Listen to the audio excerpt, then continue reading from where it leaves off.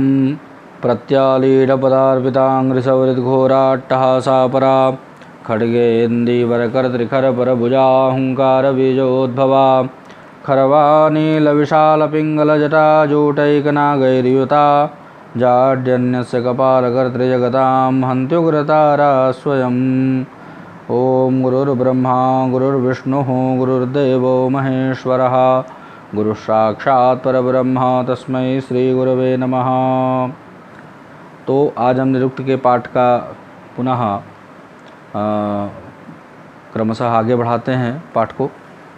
तो कल हमने बताया था आपको कि निघंटु जो है वह वैदिक शब्दकोश है और वह निघंटु 5 अध्यायों में विभक्त है।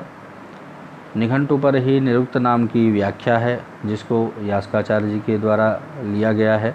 यास्काचार्य जी अपने पूर्व के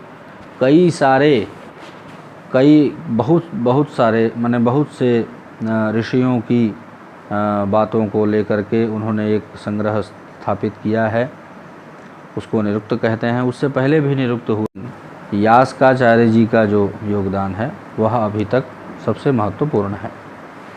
तो उसमें जो है नाम आख्यात उपसर्ग की चर्चा हम कर चुके हैं। 5 प्रकार के निरुक्त की भी चर्चा कर चुके हैं। वर्णागमो वर्ण विपर्यश्च द्वौ चापरौ वर्ण विकारनाशौ धातोस्तदर्थातिशयेन योगस्तदुच्यते पंचविधम निरुक्तम। वर्ण का आगम, वर्ण का विपर्यय, द्वौ चापरौ वर्ण विकारनाशौ, 2 या उससे अधिक वर्णों का विकार उसका नाश कर देना। धातोस्तदर्थातिशयेन योगः, धातु के अतिशय अर्थ को कहना और उसके योग को कहना, यह जो है 5 प्रकार का निरुक्त है। अच्छा, अब इसमें हम भाव तक पढ़ लिए थे कल। अब जो है हमें पढ़ना है भाववाचक दर्शनम। पूर्वापरिभूतम भावम आख्यातेन आचष्टे।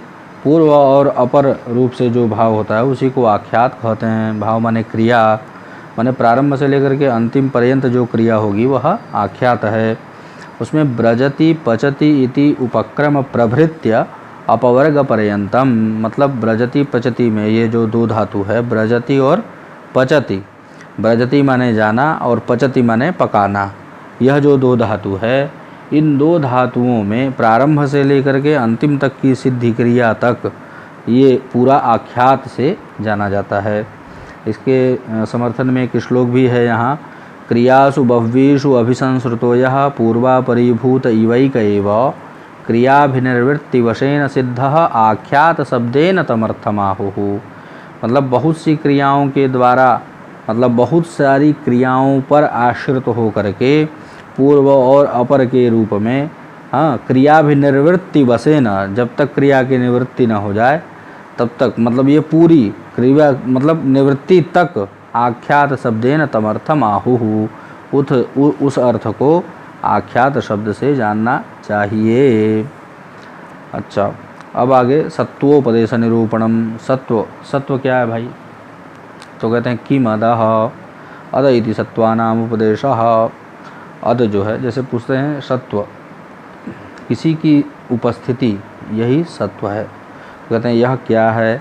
तो वहाँ अगर विशेष उपस्थिति हम कहेंगे, विशेष उपदेश करेंगे तो कहेंगे यह क्या है, यह सामान्य उपदेश हुआ। यह वाक्य यह क्या है, यह वाक्य जो है सामान्य उपदेश हुआ। और यह पुरुष है, यह हाथी है, यह घोड़ा है, यह छात्र है, यह बटुक है, ऐसा कहने पर यह विशेष उपदेश हो गया। गौः, अयम अश्वः, अयम पुरुषः, अयम हस्ती, ऐसा करके जो है विशेष उपदेश हो गया। भावोपदेश निरूपणम। भाव में भी इसी प्रकार के उपदेश होते हैं। सामान्य उपदेश होता है और एक विशेष उपदेश होता है। भाव का सामान्य उपदेश क्या है? तो भवतीति भावस्य, माने जो हो रहा है वह भाव है, माने क्रिया है ना। गीता में भी कहा गया है ना कि कोई भी मनुष्य जो है कि किसी भी अवस्था में बिना कुछ किए नहीं रह सकता। तो कहते हैं क्रिया का सामान्य उपदेश क्या है? तो कहते हैं कि भवतीति भावस्य, जो हो रहा है वह भी क्रिया है।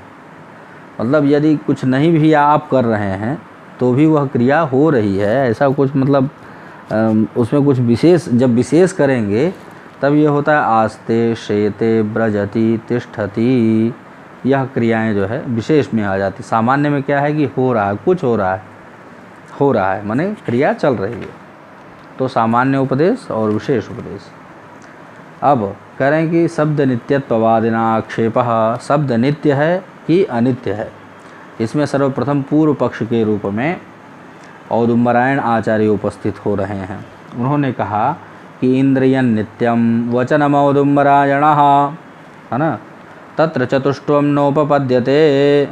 इंद्रिय नित्य है, इंद्रियं नित्य, जो वचन है वह इंद्रियं नित्य है।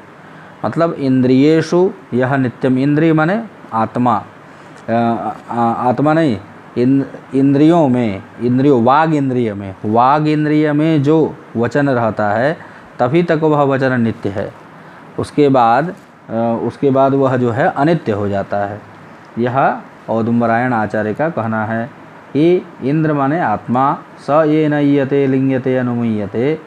इंद्र माने आत्मा, आत्मा का जिससे अनुमान किया जाता है, हाँ, अनुमीयते तद इंद्रियम, उसी को इंद्रिय कहते हैं। तस्मिन् इंद्रिय यावत् तिष्ठति तावत् नित्यम वचनम। तो जिस इंद्रिय में वह रहता है, माने वाग इंद्रिय में नित्य रूप से, वाग इंद्रिय तावत् नित्यम वचनम, तो कहते हैं तब तक वह वचन जो है नित्य, सब वो वहाँ जो है नित्य रूप से है, जब तक बोला जा रहा है तब तक। कहते हैं औदुम्बरायण आचार्यो मन्यते इति शेषः। ऐसा औदुम्बरायण आचार्य मानते हैं कि जब तक मुख में शब्द निकल रहे हैं, मुख में शब्द है, तब तक वह नित्य है, उसके बाद वह जो है अनित्य है। ऐसा कौन मान रहे हैं? औदुम्बरायण आचार्य मान रहे हैं। अच्छा, फिर उसी से संबंधित शब्द आया, कैसे अनित्य है? तो इसका एक और कारण दिया इन्होंने, अयुगपद उत्पन्नानाम शब्दानाम वा इतरेतरोपदेशः। क्योंकि शब्द जो है अयुगपद उत्पन्न होते हैं। अयुगपद उत्पन्न का मतलब होता है कि एक साथ उत्पन्न नहीं होते हैं, क्रमशः उत्पन्न होते हैं। बार मतलब राम घर जाता है कहने पर पहले राम, फिर घर, फिर जो है जाता है, ऐसा निकलता क्रम से, एक साथ नहीं निकलता, तो इसलिए अनित्य है। ये भी एक बात है। कहते हैं शब्दानाम इतरेतरोपदेशः, और कहते हैं कि शब्दों का इधर उधर जो है उपदेश होता है। तो इसको और स्पष्ट रूप से इसकी वृत्ति में कहा गया है। देखिए, एतेषाम अयुगपद उत्पन्नानाम शब्दानाम वाक्य अवयवभूतानाम यो अयम इतरेतरोपदेशः। जो अयुगपद उत्पन्न जो यह शब्द हैं, जो कि वाक्य अवयवभूत हैं, माने वाक्य के अवयव के रूप में है, माने वाक्य रूप में है, यो अयम इतरेतरोपदेशः, उनका जो है इतरेतर उपदेश हो जाता है, आगे पीछे उपदेश हो जाता है। तो इतरेतर गुण प्रधान भावो, इतरेतर गुण प्रधान, गुण और प्रधान का इतरेतर होने पर कहते हैं आख्यातम प्रति गुणभावेन उपदेशः, आख्यात के प्रति गुण भावना से उपदेश, और आख्यातस्य च नाम प्रति, हाँ, प्रधान भावेन उपदेशः, और आख्यात का नाम के प्रति प्रधान भावना से उपदेश। अयंच नोपपद्यते, यह उत्पन्न ही नहीं होगा। क्यों नहीं होगा? तो कहते शब्दों का इतरेतर उपदेश है, इसलिए चतुष्टयम तत्र न उपपद्यते, यह उपस्थित ही नहीं होगा। तो फिर एक आया वाक्य कि शास्त्रकृतो योगश्च, यश्चायं शास्त्रकृतो योगः शब्दस्य शब्दांतरेण योगः तद्यथा। कहते हैं जो यह शास्त्रकृत शब्द हैं, शास्त्रकृत योग में जो शब्द हैं, शास्त्रों में जो शब्द हैं, कहते हैं शब्दस्य शब्दांतरेण योगः, ये एक शब्द के साथ कई शब्दों का जो है योग है। हाँ, तो कहते हैं तद्यथा, कैसे होता है वह शब्द से शब्दांतर का उपयोग? तो कहते हैं उपसर्गस्य धातुना, उपसर्ग का धातु के साथ, धातोः प्रत्ययेन, धातु का प्रत्यय के साथ, प्रत्ययस्य लोपागम वर्ण विकारैः, प्रत्यय का फिर उसके बाद लोप, आगम और वर्णों के विकार। मतलब ये शब्द जो है नित्य नहीं है। क्यों? क्योंकि अनित्य हैं। क्योंकि इन सब में कभी उपसर्ग लगता है, कभी प्रत्यय लगता है, कभी लोप होता है, कभी आगम होता है, कभी वर्ण विकार होता है, हैं? इसलिए शब्द जो है अनित्य है। अच्छा, तो इतना जब पूर्व पक्ष ने कहा तो सिद्धांत रूप में स्वयं यास्काचार्य जी उपस्थित होकर के कहते हैं कि व्याप्तिमत्वात् तु शब्दस्य, शब्द जो है व्याप्तिमान होते हैं। व्याप्तिमत्वात् तो शब्दस्य नित्यत्वम, व्याप्तिमान होने के कारण शब्द जो है नित्य हैं। अच्छा, इसका वृत्ति देखते हैं क्या है। कहते हैं व्यापनम व्याप्ति ही सा यस्मिन, व्याप्ति जिसमें है ना, स व्याप्तिमान, वह व्याप्तिमान है, मतलब व्याप्त है। तद्भावो व्याप्तिमत्वम, वो जहाँ रहता है उस भाव को व्याप्तिमान कहते हैं, माने नित्यत्वम, उसको नित्यत्व कहते हैं। तस्मात् व्याप्तिमत्वात्, व्याप्तिमान होने के कारण शब्दस्य पदचतुष्टयादि, शब्द के जो यह पद चतुष्टय हैं, मतलब नाम, आख्यात, उपसर्ग और निपात, सर्वम उपपद्यते एव, सभी रहेंगे, वो नष्ट नहीं होंगे, क्योंकि शब्द तो व्याप्त है। शब्द जब नित्य है तो उसके जो पद चतुष्टय हैं वो भी नित्य हैं, है ना। तो व्याप्तिमत्वात् इत्यनेन एव इतरेतरोपदेशः प्रयुक्तः शास्त्रकृतो योगश्च, व्याप्तिमान होने के कारण ही इतरेतरोपदेशः प्रयुक्तः कहा गया, इतरेतरोपदेशः कहा गया, शास्त्रकृत होने के कारण और शास्त्रकृत योग होने के कारण ये जो है व्याप्तिमान, शब्द व्याप्तिमान है। इसे तो हम पाठ आगे बढ़ाते हैं। शब्द प्रयोगस्यैव व्यवहारार्थम आवश्यकता निरूपणम, शब्द प्रयोग की ही आवश्यकता क्यों पड़ी व्यवहार में, संकेत इत्यादि से भी काम चल जाता, तो करेंगे शब्द प्रयोग की आवश्यकता का निरूपण अब बता रहे हैं।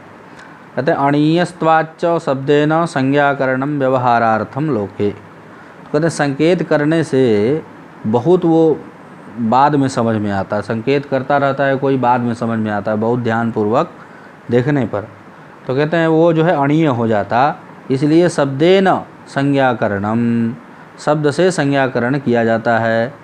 ठीक है, कोई बात समझानी होती है तो शब्द से बोलकर, कह करके, तो यही जो है व्यवहारार्थम लोके, लोक में यही व्यवहार का उचित माध्यम है। वृत्ति में देखिए क्या लिखते हैं कि व्याप्तिमन्तः पाणिविहार अक्षि निकोचादयः, पाणिविहार मतलब हाथ के हिलाने डुलाने या बुलाने, इस अर्थ में, मतलब हाथ के इशारे से, तथा फिर उसके बाद कहते हैं अक्षि निकोचादयः, आँख के पलक झपकाने या आँख के इशारे से, किस भाव से देख रहा है उस इशारे से, यह जो है करें तैहि एव कार्य सिद्धि ही अस्तु, उसी से कार्य सिद्ध हो जाए। करें पाणी विहार हाथ हिलाने से और आँख के क्रिया से ही जो है लोक में हमारा सारे कार्य सिद्ध हो जाए। तो कहते हैं सत्यम, कहते हैं ऐसा होता है, लेकिन कहते हैं क्या होता है, तो अभिनया अपि व्याप्तिमन्तः न तो अणीयांशः, से यह जो है व्याप्त होता है, लेकिन ये बहुत मतलब मुश्किल से ज्ञात होता है। ते महता यत्नेन व्याप्नुवन्ति, बहुत यत्न करने पर वो जो है व्याप्त होता है, समझ में आता है। कहते हैं न च निस्सन्दिग्धम कार्यम कुर्वन्ति, निस्संदिग्ध कार्य जो है बिल्कुल भी नहीं समझ में आएगा, चाहे कुछ ऐसा वो समझ में नहीं आएगा, बहुत अगर गूढ़ अर्थ होगा उसका तो वो नहीं समझ में आएगा। कहते तस्माद् अणीयस्त्वाद् इति विशेष हेतु उपपत्तया, अणीयस्त्व होने के कारण, माने बहुत कठिन होने के कारण, इस हेतु से शब्देनैव संज्ञाकरणम व्यवहार संकेतस्तत्करणम व्यवहारार्थम लोके लाघवात् सति लाघवे गौरवम केनाद्रियते। कहते हैं कि जब सरल रास्ता अगर हो तो कठिन रास्ता क्यों अपनाएगा कोई, तो लाघव है कि शब्द से बोल करके हम व्यवहार अपना सिद्ध कर लें, तो हम कठिन मार्ग का तात्पर्य कि अभिनय के द्वारा समझाने की चेष्टा क्यों करेंगे, इसलिए शब्द का प्रयोग लाघव के कारण वह मान्य है। कहते हैं तेषां मनुष्यवत् देवताभिधानम, कहते हैं यथैव हि मनुष्याः प्रयोजनेषु नामाख्यातोपसर्ग निपातैर यथार्थम अभिव्यवहरन्ति, जिस प्रकार मनुष्य जो है प्रयोजन पड़ने पर, प्रयोजनों में नाम आख्यात उपसर्ग और निपात का यथार्थों में अभिव्यवहार करता है, व्यवहार करता है, एवमेव देवा अपि, इसी प्रकार देवताओं का भी होता है। देवताओं के बारे में यहाँ दे दिया, तो देवताओं के बारे में यदि जाना है तो वहाँ भी एक सूत्र है, तेषां मनुष्यवत् देवताभिधानम, दैवत कांड में, उससे वहाँ देवता के संबंध में जिज्ञासा शांत होगी। अभी हम प्रकरण में चलते हैं। तो कहते कर्मणि वेद मंत्रस्यैव आवश्यकता निरूपणम। कर्म में वेद मंत्र की आवश्यकता क्यों है? कोई भी कर्म कर रहे हैं तो कर्म ही कर दें, वेद मंत्र की आवश्यकता क्या है? तो उसको स्पष्ट करते हैं कि पुरुष विद्या अनित्यत्वात् कर्म संपत्तिर मंत्रो वेदे। पुरुष की जो विद्या होती है, माने उसकी जो स्मरण शक्ति होती है, मेधा होती है, वह कमज़ोर होती है। इससे वह विस्मरणशील होता है, भूल जाता है। बहुत बार किए गए अध्ययन के बाद वह कुछ अर्थों को कह पाता है। तो कहते हैं कि पुरुष विद्या अनित्यत्वात्, पुरुषों में, हमारे जैसे पुरुषों में विद्या अनित्य रूप से विद्या का अनित्य रूप नहीं है, ये मेरे स्मरण शक्ति का अनित्यत्व है। समझ रहे हैं? तो विद्या जो है अनित्य रूप से। और कर्म संपत्तिर मंत्रो वेदे, कर्म की संपत्ति कैसे होती है? किसी भी यदि यज्ञ का संपादन करना हो तो उसको वेद के मंत्रों से जो है संपन्न किया जा सकता है। यदि वेद का ग्रंथ न हो किसी आचार्य के पास तो वो कर्म की सिद्धि कैसे कराएगा? यदि बीच में विस्मरण हो गया, ऐसा कोई हो नहीं सकता कि वो ब्रह्मा हो। विस्मरण शक्ति मनुष्य में अवश्य होती है, भूल ही जाए कदाचित, तो पुस्तक रखना चाहिए। ऐसे हमारे परंपरागत आचार्यों ने भी कहा है कि पाठ करते समय, पढ़ाते समय, पढ़ते समय पुस्तक का होना बहुत आवश्यक है। इसलिए कहते हैं पुरुषेषु मनुष्येषु विद्यायाः, मनुष्यों में विद्यायाः विज्ञानस्य अनित्यत्वात्, मनुष्यों में जो यह विद्या होती है वह अनित्य रूप से होती है, माने स्मरण भूलती रहती है। विस्मरणेन कर्म संपत्ति न स्यात्, भूल जाने से कर्म की संपत्ति नहीं होगी। कहते हैं अविगुण कर्म फल संपत्ति ही। अविगुण माने जो है बिना जो है हीन यज्ञ संपन्न हो जाए, इसके लिए कहते हैं कि वेदे मंत्र समाम्नातः, वेद में मंत्र कहे गए हैं कि कर्म की संपत्ति आपकी हो जाए। फिर अब भाव विकारों की चर्चा करते हैं। जो भाव बताया था ना, भाव, तो वो जो भाव है भवती इति भावस्य क्रिया, उसके 6 विकार हैं। षड्भाव विकाराः भवन्ति इति वार्ष्यायणिः, 6 प्रकार के भाव के विकार होते हैं। यह वार्ष्यायणिः आचार्य जी का मानना है, और उसी की बात का समर्थन यास का आचार्य जी भी करते हैं। वो कौन से भाव हैं? तो जायते, अस्ति, विपरिणमते, वर्धते, अपक्षीयते, विनश्यति इति, है ना। जायते माने उत्पन्न होने वाली क्रिया, अस्ति माने है, हाँ, जायते अस्ति। विपरिणमते माने बदलना, वर्धते माने बड़ा होना, ते माने बड़ा होना, अपक्षीयते माने घटना, और विनश्यति इति माने नष्ट हो जाना। कहते जायत इति पूर्वभावस्यादिमा चष्टे नापरभावमा चष्टे न प्रतिषेधति। जो यह जायते कहा जाता है, जायते यह जो पहला भाव विकार है, इसे कहते हैं कि पूर्व भाव से आदिम आचष्टे। यह जो सबसे पहला वाला जो क्रिया होता है उसके आदि भाग को कहता है, सबसे प्रथम भाग को कहता है। ना पर भाव माचष्टे, पर के भाव को नहीं कहता है, मतलब क्रिया के दूसरे स्थिति को नहीं कहता, क्रिया की पहली अवस्था को कहता है। न प्रतिषेधति, और न ही दूसरी अवस्था का प्रतिषेध करता है, केवल अपना बोध कराता है। वो जायते अस्ति, अब उसके बाद अस्ति आ गया। जायते तुरंत तत्काल बाद जो है अस्ति आएगा। तो अस्ति है इति उत्पन्नस्य सत्वस्य अवधारणम, जो उत्पन्न हुआ है वह जब सत्व माने अपनी सत्ता में आ गया तो वो उसके आने में, सत्ता के स्थिति में बनने तक वह जो है अस्ति माने है, सत्व के रूप में स्थित हो गया। हाँ, अस्तीति जातस्य सत्वस्य अवधारण मात्रम ब्रवीति। यह जो जात जो उत्पन्न हुआ था जायते से, मतलब कोई भी क्रिया की पहली अवस्था जो उत्पन्न होने वाली अवस्था है, तो उत्पन्न होना और स्थित होना, उत्पन्न होकर के स्थित होना, यह जो है अस्ति है। हाँ, न विपरिणामम आचष्टे, न तो उसके बाद वाला जो विपरिणाम भाव है उसको कहता है। कहते हैं अपूर्णत्वात्, क्योंकि वह अपूर्ण है, अभी इसमें जो है अभी अस्थि है। हाँ, न प्रतिषेधति इति उपस्थितत्वात्, प्रतिषेध भी नहीं करता है। क्यों प्रतिषेध करता है? क्योंकि उपस्थित है अगली क्रिया। हाँ, कहते हैं कि विपरिणमत इति अप्रच्यवमानस्य तत्वाद विकारम, यह जो विपरिणाम है, यह शब्द जो है अप्रच्यवमानस्य तत्वात् अप्रभ्रस्यमानस्य, माने तत्व में थोड़ा सा जो भ्रष्टता, हल्का सा विकार जो है वह विक्रिया मात्रम ब्रवीति, यह उसके जो है विपरिणाम को बताता है।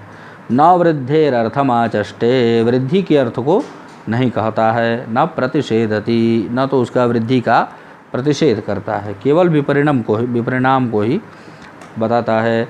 वर्धते, वर्धते क्या है? तो कहते हैं वर्धत इति स्वांगाभ्युच्चयम सांयोगिकानां वा अर्थानां।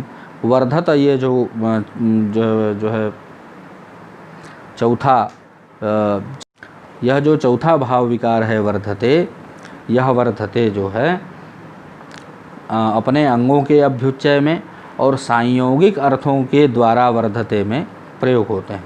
माने अंगों का बढ़ना और विशेष प्रकार से मान सम्मान इत्यादि के द्वारा बढ़ना, यह दो प्रकार से वर्धते को यहाँ बता रहे हैं। तो कहते हैं वर्धते विजयेनेति वा, वर्धते शरीरेणेति वा, विजय से बढ़ता है, माने विजय के द्वारा जो है हर्षित जीतते हुए और अपनी साम्राज्य का जो है विस्तार करता है। और एक दूसरे भाव में है स्वांगाभ्युच्चय में, वर्धते शरीरेणेति वा, माने शरीर से बढ़ता है। अच्छा, अब इसमें देखिए वृत्ति में वर्धते इत्येषः शब्दः, यह जो शब्द है स्वेषाम अंगानाम, अपने अंगों में, शिरो ग्रीवा बाहु उदर आदि नाम, शिर ग्रीवा बाहु उदर आदि नाम, यह जो अंग है इनमें सांयोगिका नाम व हिरण्यधान्यादि नाम, सांयोगिक क्या होते हैं? तो हिरण्य धान्य इत्यादि की वृद्धि होना, है ना। अभ्युच्चयम आह, इसी को इसका अभ्युच्चय कहते हैं, माने बढ़ना कहते हैं। वर्धते विजयेन इति सांयोगिकेषु उदाहरणम, वर्धते विजयेन जो है यह सांयोगिक में उदाहरण होता है इसका। वर्धते विजयेन इति वा, विजय से बढ़ता है। फिर कहते हैं वर्धते शरीरेण इति स्वांगाभ्युच्चये, स्वांगाभ्युच्चय में उदाहरण क्या है? तो वर्धते शरीरेण इति वा, शरीरेण। अब उसके बाद का जो छठवां है अपक्षीयते। हाँ, अपक्षीयते इत्येतेनैव व्याख्यातः प्रातिलोम्यम। हाँ, कहते हैं यथैव ही स्वांगैः सांयोगिकैर्वा द्रव्यैरुपचीयते तथैव अपक्षीयते। जिस प्रकार कहते हैं अपने अंगों में, सांयोगिक अंगों में या स्वांगाभिच्चयों में जो वृद्धि होती है, यथा द्रव्यैः उपचीयते, जिस प्रकार बढ़ता है, तथैव अपक्षीयते, उसी प्रकार घटता भी है। तो जिस प्रकार बढ़ना होता है उसी प्रकार घटना भी होता है। तो अब कहते हैं कि विनश्यतीति अपर भावस्यादिमाचष्टे न पूर्व भावमाचष्टे न प्रतिषेधति। कहते हैं कि विनश्यति जो यह अंतिम भाव है, यह अपने भाव का आदि कहता है, मतलब प्रारंभ। आदिमाचष्टे न पूर्व भावमाचष्टे, इससे पहले वाले भाव को नहीं कहता है। कौन सा भाव था इससे पहले? तो वर्धते विनश्यति अपक्षीयते, अपक्षीयते था, तो अपक्षीयते को नहीं कहता है, यह विनश्यति को कहता है। माने अपक्षीय मतलब शुरू होने वाली क्रिया नहीं, अपक्षीयते माने खत्म, विनश्यति माने खत्म हो जाना, नष्ट हो जाना। तो कहते हैं भावमाचष्टे न प्रतिषेधति, पूर्व भाव को नहीं कहता है, न उसका प्रतिषेध करता है।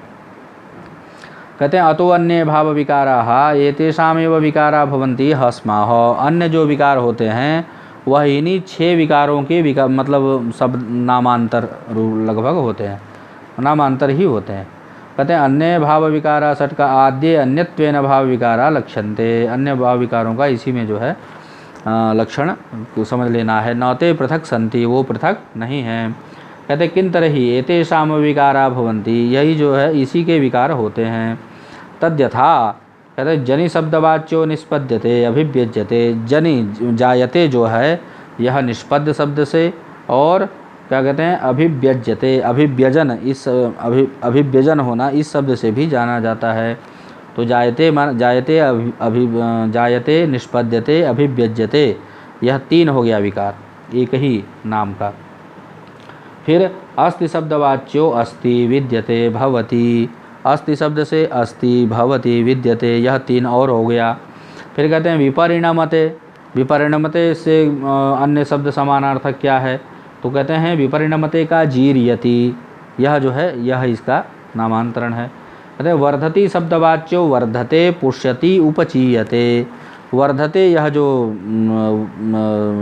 विकार है ये इसी का नामांतर है पुष्यति, उपचीयते। कहते हैं अपक्षीयति शब्दवाच्यो ध्वस्यति, विनश्यति, है ना, ध्वस्यति, भ्रस्यति इत्येवम् आदि। अपक्षीयते शब्द का ही जो है ध्वंस हो जाना, फिर उसके बाद भ्रष्ट हो जाना, ऐसा बनता है। विनश्यति शब्दवाच्यो, तो अंतिम वाले से जो विनश्यति शब्दवाच्यो विनश्यति, म्रियते, विलीयते इत्येवम् आदि, माने ख़त्म हो गया, मर गया और विलीन हो गया, यह विनश्यति से स्पष्ट होता है। कहते ते यथावचनम अभ्यूहितव्याः, ते जन्यादि शब्दवाच्या विकाराः, जो जायते से लेकर के विनश्यति तक के जो ये विकार हैं, यथावचनम अवस्थिताः सन्तः, जिस वचन में हैं, हाँ, तो प्रकरणोपपत्तिभ्याम अभ्यूहितव्या, ज्ञातव्या इत्यर्थः, तो अपने अपने प्रकरणों में उसको उस प्रकरणों में जानना चाहिए। इति द्वितीय खंडः, यहाँ पर दूसरा खंड समाप्त हो गया। अब कल जो है हम लोग उपसर्ग का अध्ययन करेंगे। नमो नमः।